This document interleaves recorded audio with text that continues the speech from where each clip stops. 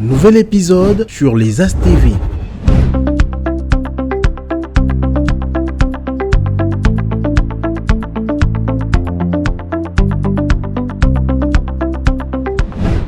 Vous avez bien fait de nous choisir, mesdames et messieurs. Merci d'être venus à ce nouveau numéro de Les As de la presse. Pour ce numéro, nous allons parler du travail des femmes, comment faire face au harcèlement en milieu professionnel.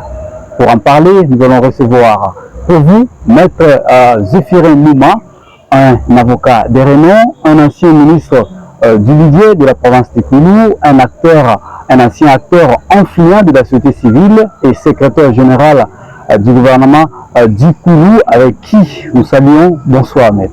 Bonsoir, vous allez bien? Très bien, Maître. Merci. Nous avons le plaisir de vous recevoir dans ce plateau. Le plaisir est partagé.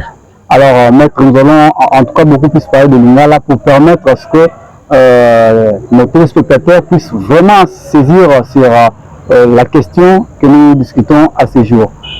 Maître, comme je l'ai annoncé, il y a harcèlement en milieu professionnel et j'ai battre record vraiment dans Mboka Nabiso et à Congo en général et Makulu en particulier.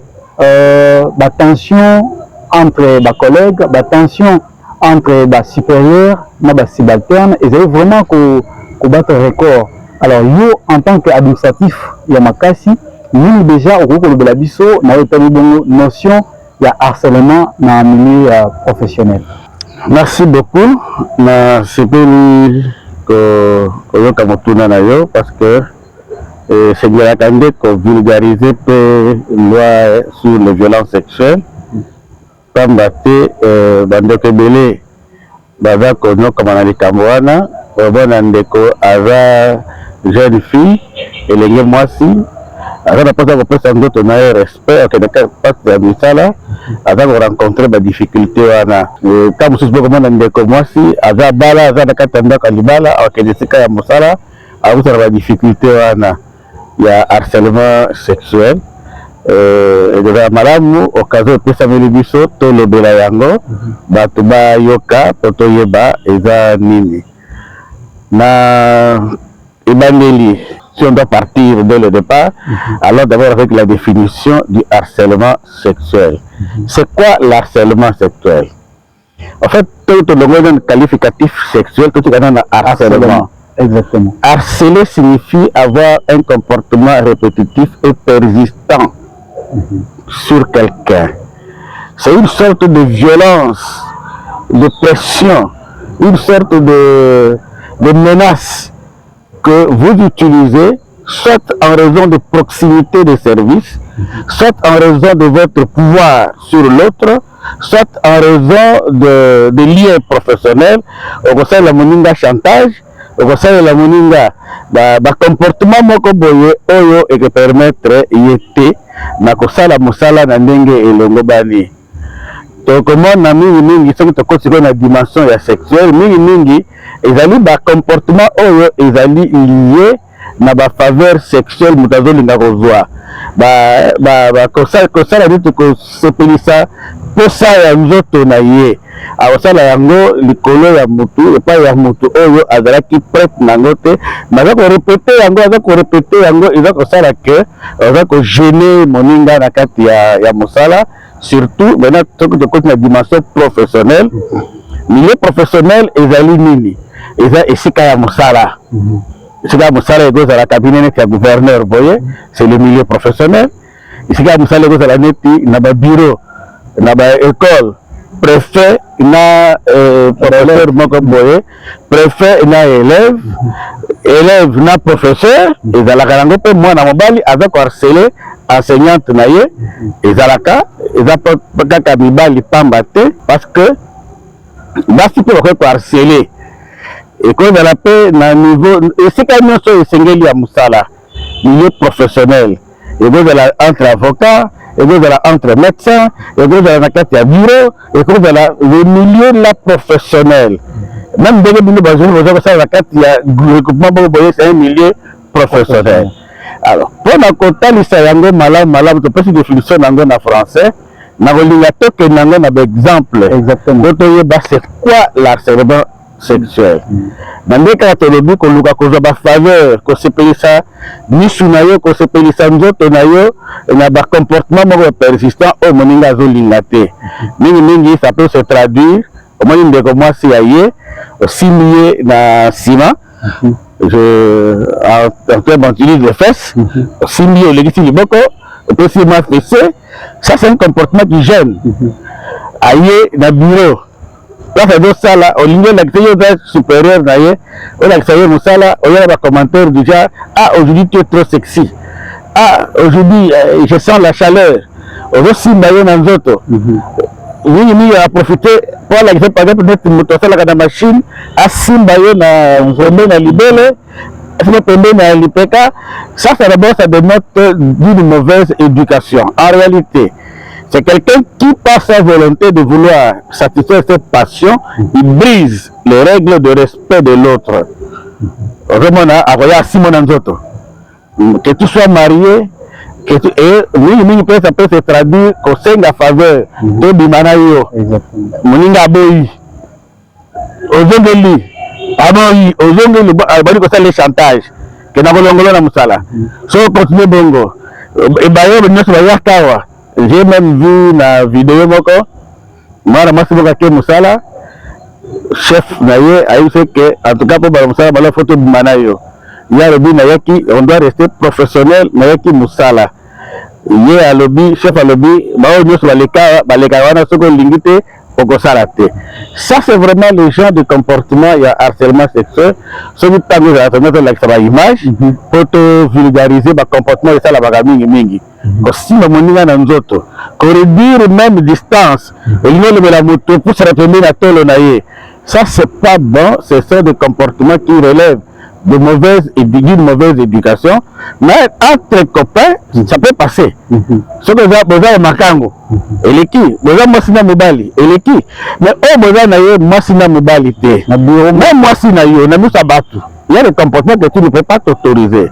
Mais pendant moi si tu longola nanu tu es dans le cadre de moto aza collègue de la mutala collègue de la service yo da chef hôtesse na yo da chef secrétaire nayo, tu commences à avoir un comportement persistant et répétitif pour avoir ces faveurs sexuelles, ça on qualifie ça de harcèlement et surtout en milieu professionnel. Alors maître, par exemple tu peux ça et nous le bac nous peut toucher batiti liana to ba acte on toucher même psychologie à nous.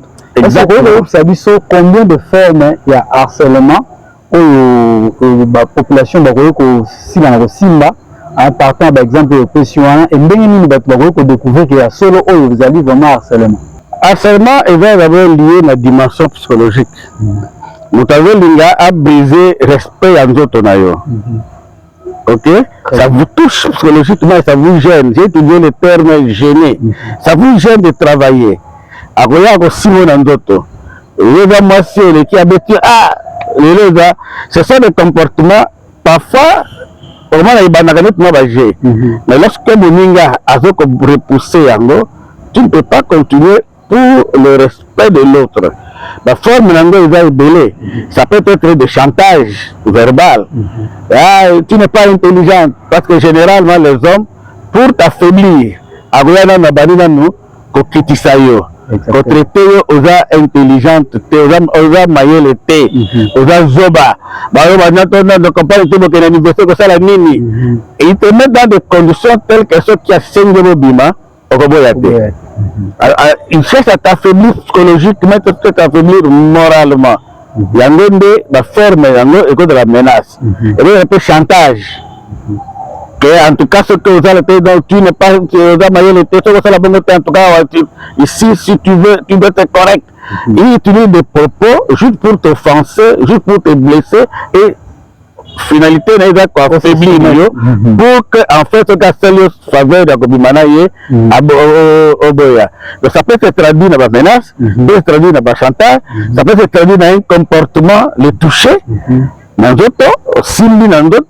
Les toucher à des parties intimes, ça ce sont des formes d'harcèlement sexuel. Et lorsque ça devient répétitif, erreur de ça la vaca. Autant mon libo que tout, excusez. Mais ceux qui commencent à faire ça volontairement, mais tu continues, ça c'est vraiment du harcèlement sexuel. Très bien. Alors, Maître Mouma, en paix réel, nini oyo phénomène de harcèlement, ils en ont nakati ya administration, soit d'entreprise na biso na Congo.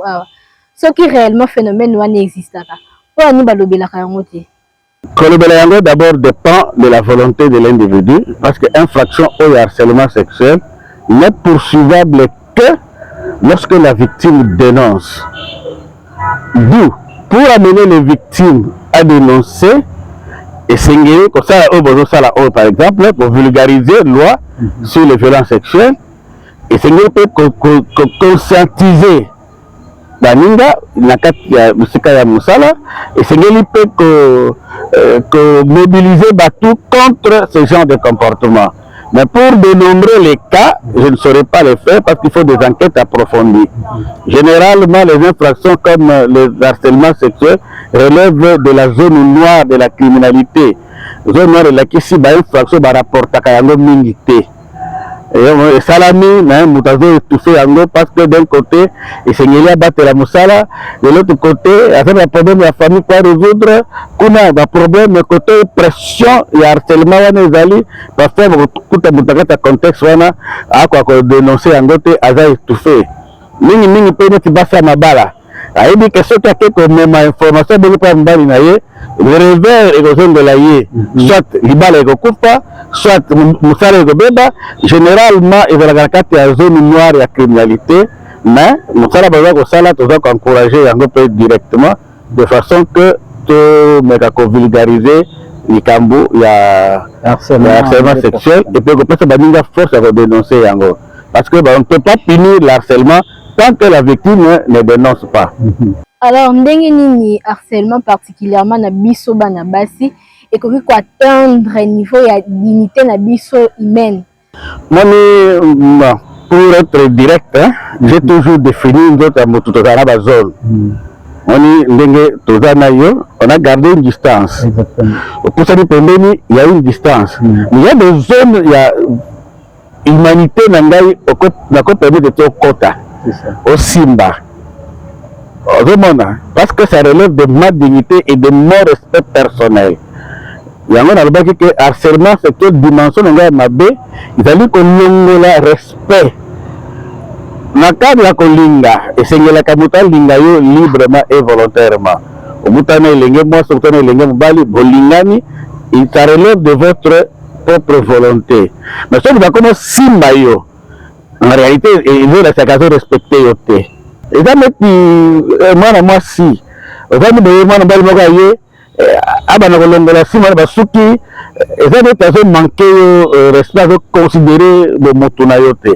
Parce que quoi, comme on dit, il faut permettre à Simba yo.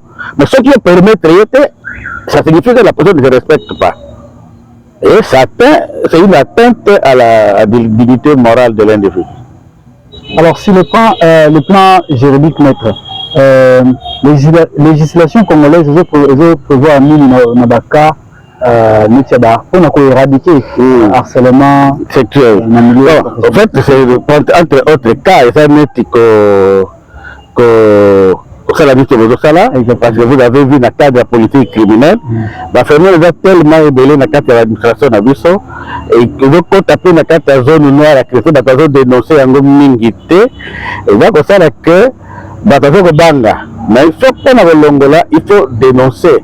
Vous avez vu dans mon discours à l'époque, on a vu des affiches, on encourageait les gens à dénoncer ce genre de comportement. Et la loi punit comme ça relève d'une infraction.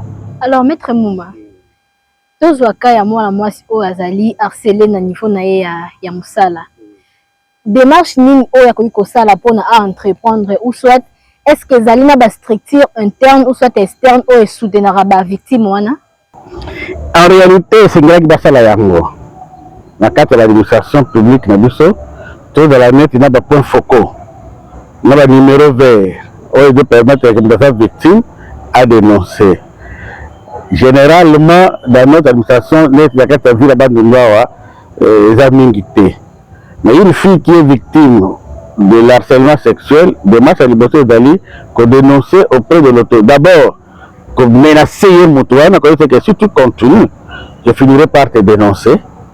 Et ensuite, contacter l'autorité hiérarchiquement supérieure. Et je dis par exemple, je prends un exemple parmi les ministres. Si un autre collègue ministre te comporte, tu saisis le gouverneur. Vous êtes dans la administration publique, un collègue te met, tu vois le chef de division. Si tu élimines le chef de division, mais tu vois le gouverneur. Si, ça c'est sur le mécanisme interne. Ce qui veut continuer, tu saisis la justice. Bon, à niveau où ils allaient, peut-être que la fille a peut-être peur, il y a Rotala, ça peut être tant des années, à Strasbourg, Moussala, ça peut être grâce à Moussala, et avec quoi arriver à Barcelone, auprès peut-être il y a chef naï. Et nous connaissons vraiment ça parce que vous venez de dire il faut dénoncer. Et bien, ce que ce cas est vraiment chef naï. Elle va dénoncer auprès de qui? Elle peut quitter le travail. Il n'y a pas pire de choses que notre propre peur.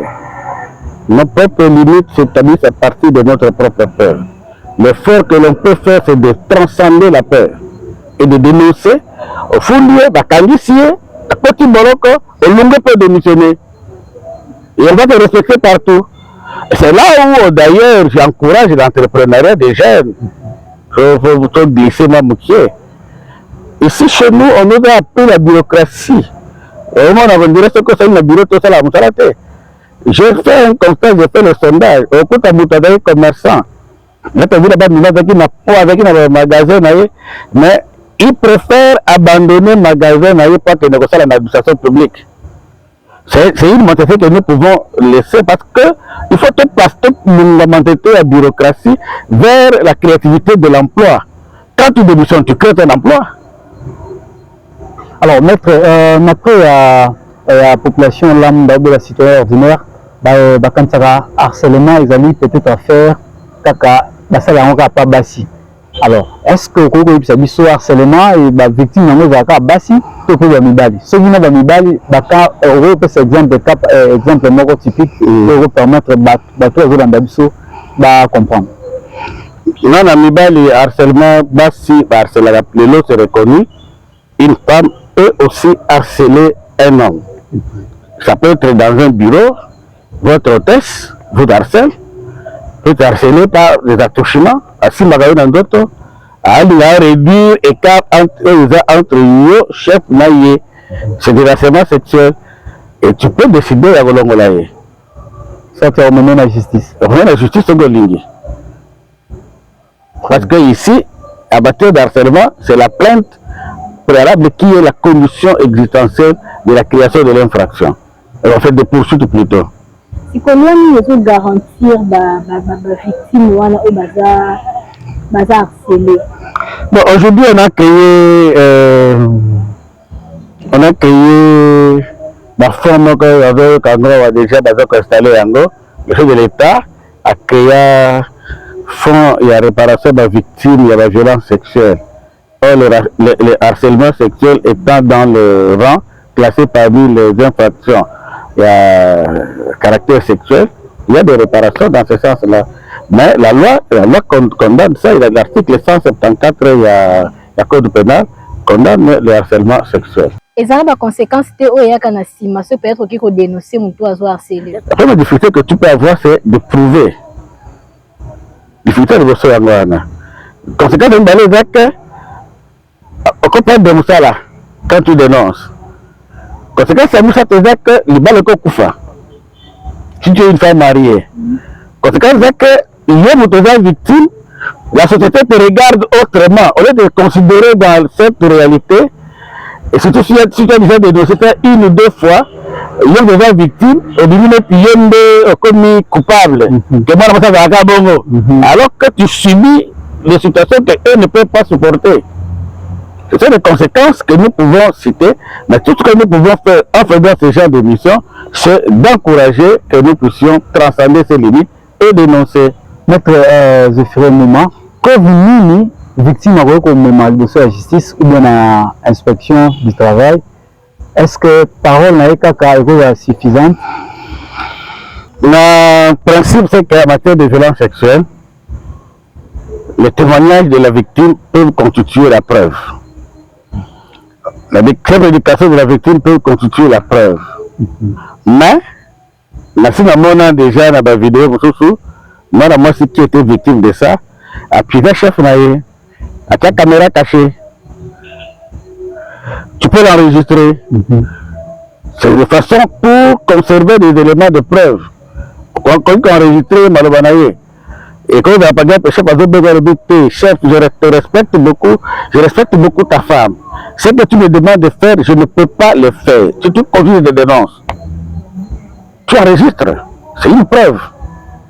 Et si continue, c'est vraiment, sera patent que comme l'harcèlement de définition comme un comportement persistant. Pour nini ba syndicat ou ba ONG ou soit ba association à ba femme ou encore média que ko sala pona ko prévoir ba biwana. Kasi mutala iboso na bo sala ke ndingi yo sala boy. Na félicite na bande ko féliciter bino na initiative oyo ya ko banda ko dénoncer na milieu professionnel. Je vous dire que ce que tanga ko sala ka droit. Banda bank sala mémoire sur ça, tu fais des enquêtes. Attends, j'ai dit que je ne saurais pas dénombrer les cas parce qu'on a fait une enquête. Mais si aujourd'hui, on lançait l'initiative de faire les enquêtes de harcèlement sexuel dans les milieux professionnels, vous ciblez les milieux professionnels, vous sensibilisez, vous faites des sondages, vous recueillez des cas, vous allez pour récolter les cas. Oh,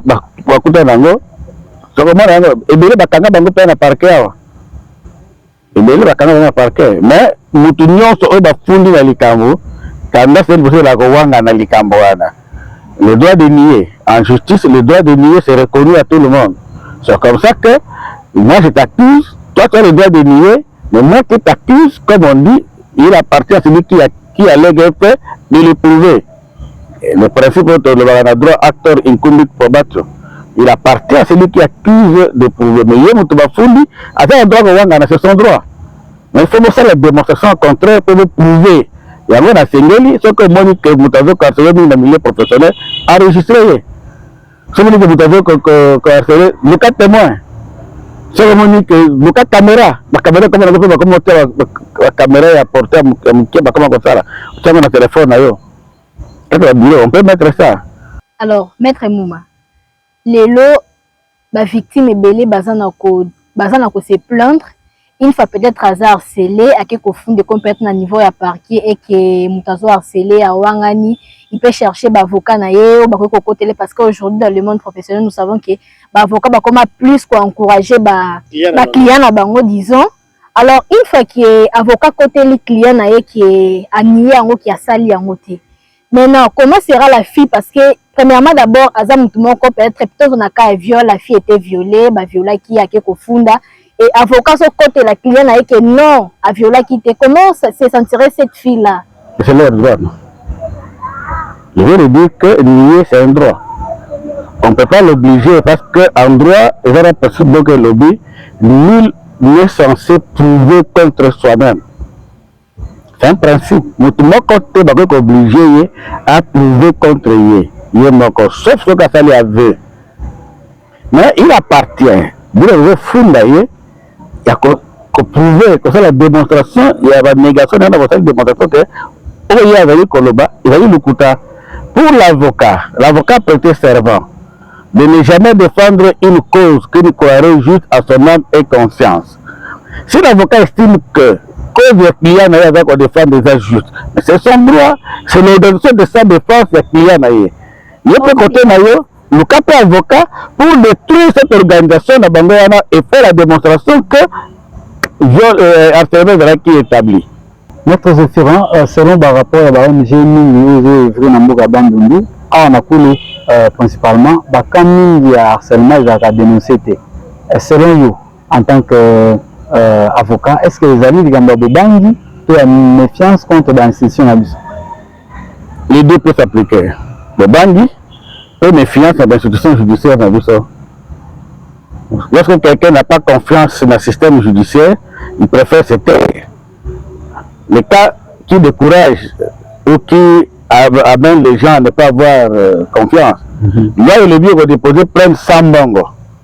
Donc, comme on a chef de bureau, agent à partir de ce que notre droit à plainte $10. Ça décourage. Alors que l'État n'a pas organisé ça. pas bon bongo.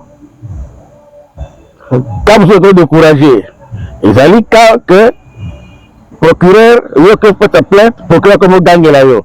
Mais si na yo ka pena kata vila bandundo, mutake na parquet ya wamba to ya parquet général, yo de côté plainte, magistrat va dire yo moi non de kaluputana hebio. Un magistrat ne peut pas faire ça, ce sont des cas qui le courage et qui ne permettent pas aux gens d'avoir confiance dans le système judiciaire. Ok, pas la magistrat c'est bon, pour tout ça les cabana pour faire bongo. Et tu trouves que le magistrat qui normalement devrait être actif dans la recherche d'infraction, magistrat comme le compte sur le bateau kuna, ce sont des cas qui découragent. Vous préférez d'ailleurs, à côté de l'Ibakwa bongo balaïbosso, balaïbosso. Mais nous encourageons les gens à dénoncer, surtout ceux qui ont un avocat. L'avocat, c'est un défenseur des droits humains. Quand on dit que là où il y a l'injustice, tu dois dénoncer l'injustice. Et j'ai toujours aimé citer ce François d'Assise qui demande à ce que Dieu fasse de lui l'instrument de justice. Et quand vous êtes l'instrument de justice, il faut dénoncer le mensonge et l'injustice. L'injustice doit faire mal, quelle que soit la personne sur qui elle est appliquée. Alors maître, tout le bélamquier n'a pas été humilié à l'université. Aujourd'hui, la plupart des étudiants bazar scellé na professeur Mobo Pesibino cours, arrivé à la fin, peut-être apprécié étudiante, aligné et l'étudiante refuse catégoriquement qu'elle ne peut pas faire ça. Mais tu verras que le professeur si tu ne le fais pas, tu ne vas pas réussir à mon cours. Maintenant, dans le niveau, étudiant, tu as pour valoir le droit. Enseignant. Je suis chef de travaux. Secrétaire d'instruction ministre Tindaka. Strictement interdit aux enseignants de faire ça. Un enseignant ne peut pas conditionner que côté moi, sur base, il y a un code sexuellement transmissible. Moi, personnellement, j'ai toujours encouragé les étudiants à dénoncer ce genre d'enseignants. Je connais personnellement des enseignants qui ont été déjà révoqués à cause de ça. Je connais des filles courageuses. On dit qu'enseignant ça tue bongo, parce que le problème avec nos filles, c'est parfois la faiblesse. Elle n'est pas sûre d'elle-même. Ok? Elle n'est pas sûre d'elle-même. Mais il y a des gens, il y a des filles qui peuvent défier des enseignants et elles sont, et je connais quelques cas. Enseignant singulier à Boy, enseignant singulier sexe à Boy, et elle est parvenue à défier l'enseignant. Elle étudie le cours de l'enseignant, elle met tout son temps, elle étudie le cours en âme et conscience, l'examen à travers pas défier l'enseignant lui. Enseignant qui est zéro, à 5 papiers Nebima. C'est un droit pour l'étudiant. Tu n'es pas d'accord avec la cotation de l'enseignant, tu as le droit de saisir les jurys. Obliger le comité de gestion, je connais des cas des enseignants qui ont été sanctionnés. Étudiants défient les jurys, papier PIBIMI, tout que l'enseignant a réellement mal coté. Et l'enseignant a été sanctionné. Je connais des cas, je ne peux pas citer parce que ce n'était pas l'objet de notre émission. Mais je connais des cas, je suis moi-même enseignant. Notre référent, bon nombre d'étudiants, garantie nini aux pesa na bango tant ba ko dénoncer. Et les mina biso liboso na bomo enoza kobanga. Notre propre ennemi. Et ça j'ai toujours aimé va traiter à Camille Mingi. L'ennemi, le courage. J'ai toujours dit, le courage n'est pas l'absence de la peur. Mais le courage, c'est votre capacité à braver votre peur, à surmonter votre peur, à vous dépasser. Mais quand tu dénonces avec courage, tu avances. Garantir les besoins de Yangoana. Il y a mis les lois sont là. Il y a mis ça tous les comités de gestion. Ce comité de gestion veut protéger le ministre Azali, secrétaire général, conseil d'entreprise Azali, ministre Azali. Vous pensez qu'une étudiante qui prend tout son courage pour dénoncer un enseignant, de bonne foi, j'ai dit, de bonne foi, parce qu'il y en a qui le dénoncent de mauvaise foi. Parce que dans Makango Kala, avec Avoyi, Akebala Mbali Moussousou, akebala mwasi mosusu créer situation. Ça arrive. Des cas comme ça arrivent. Il n'est pas interdit au coup de la mwasi na cité au lingaye. Il est célibataire au balaye. Et ça dit. Mais ce qui me dit que mamoni que moi na mwasi na lingaye na balaza o senga na balate. Au changer à vie au lingi mosusu, elle est capable de faire des choses. OK? Là c'est de mauvais dénoncer. De cette façon-là, c'est dénoncer de mauvaise foi. Dénoncer de mauvaise foi. Et j'ai toujours encouragé que dans un contexte normal, une étudiante qui dénonce un enseignant pour harcèlement sexuel, pour viol, ne peut pas être poursuivie pour imputation dommageable. C'est le même. Pratiquement aujourd'hui, on est arrivé à ce niveau-là avec la corruption. Tu dénonces la corruption, on ne peut pas te poursuivre pour imputation dommageable. Moi, encore pour dénonciation calomnieuse. Ce que le code pénal, c'est une disposition que les gens ne font pas souvent attention. Mais ils en ont 4. Est-ce que la corruption peut aller niveau moko ya harcèlement pas étudiant? Oui, l'harcèlement peut prendre la forme de la corruption. Exact. C'est quoi que dans la liberté on amène ça sur ce schéma-là. Sors avec moi en contrepartie de corruption. Ok? Là, c'est une corruption. Recevoir une faveur en contrepartie d'un acte illégal. C'est de la corruption. Et les comités de gestion, dans ces cas-là, sont appelés à sanctionner l'enseignant. En tant que juriste, ancien ministre, haut responsable public, secrétaire académique. Et puis secrétaire général académique, donc un scientifique avéré. Alors, après nous avons lancé, nous avons employé, nous avons directeur, nous avons ressources humaines, nous avons cadre, nous avons agents privés, publics de l'État, nous avons été le bon harcèlement. Plusieurs amis, collègues, enseignants comme moi, professionnels comme moi, j'ai toujours dit, ceux qui ont ligne que l'inga moi si, to mobali. Mais ce que j'ai mobali, le linga moi si l'inga n'est mobali. Exactement. Le linga n'est enseignant. Si tu veux aimer une fille, l'inga n'est mobali. Je crois que je suis en train de créer déjà une ligne de démarcation, différence entre que l'inga moi si le col mobali, et que l'inga moi si le col enseignant. Que l'inga moi si le col mobali, c'est que tu ne brandis pas tes qualités. Tu ne menaces pas. Exactement. Mais ce que comme l'ingaye, si tu ne sors pas avec moi, tu verras. Là, aujourd'hui, utiliser casquette autorité, c'est de l'abus de l'autorité. Ça s'appelle abus de l'autorité et tu dois être sanctionné dans ce cas-là. Alors, maître Zéphirin, comment tu veux intégrer la lutte contre le harcèlement dans la politique interne d'entreprise, bien sûr, pour que tu évites à chaque fois qu'il y a des problèmes psychologiques et puis des problèmes à niveau administratif. Quand j'étais secrétaire général du gouvernement, j'avais demandé ça dans le gouvernement passé, que tu vulgariser le code d'éthique. Il y a des agents publics de l'État. Il faut pas vulgariser au niveau de l'université Nyonso. C'est un travail que j'avais commencé quand j'étais dans la justice et paix, mais c'est une dimension qu'il faut vulgariser le code d'éthique. Parce que la loi dit sur la carrière, avant que tu vas engager, il faut que tu prennes connaissance. Il y a code d'éthique, il y a des agents publics de l'État. Et là, quand il y a mis balé et là, parce que la sagesse commence par la crainte de Dieu. Maître Zéphirin, nous ça peut dire qu'on sait la journalisme, de vulgariser, que c'est la structure origine, va continuer à sensibiliser. Message à Souka na Bassignon sur la veille de souffrir et puis on a des responsables de nous, Oyo, dans la charge de la morale et de tout. Parce que nous souffrir dans le Corana, comme Bango, ce n'est pas étranger à la nature humaine.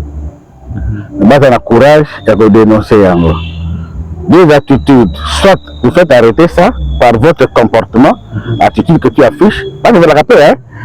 Après ça, nous avons au talier, au repousser, et à quel libéla. Exactement. Mais, lui, bon, et la caméra, à 6 mois, la voiture, c'est qui fait. Allez, là, tu te montres déjà faible. Il faut que par votre attitude, que vous puissiez arriver à vous faire respecter. Et cela n'est possible que, par l'estime de soi, la confiance en soi, et ça va vous permettre de braver la peur de l'extérieur. Tu dois avoir confiance en toi-même. Comme enseignant, j'ai toujours remarqué que dans la base, surtout Awa, tu trouves une fille très intelligente. Je dis bien très intelligente. Mais le jour de l'examen, elle n'a pas confiance en elle-même. Elle préfère qu'on soit examen Moninga Rosala. Ça m'a toujours dérangé. Comme enseignant aujourd'hui, pratiquement plus de 15 ans d'enseignement supérieur, j'essaie de chercher comment aider les filles à quitter cette zone-là. Ne pas avoir la confiance en soi. Confiance en soi. Tu dois avoir la maîtrise de toi-même, la confiance en toi-même. C'est tout ce que je demande. Parce que si tu as la confiance en toi-même, tu peux défier plusieurs choses. C'est par ces mots que nous bouclons complètement ces numéros de Les As de la presse. Mesdames et messieurs, merci de l'avoir suivi.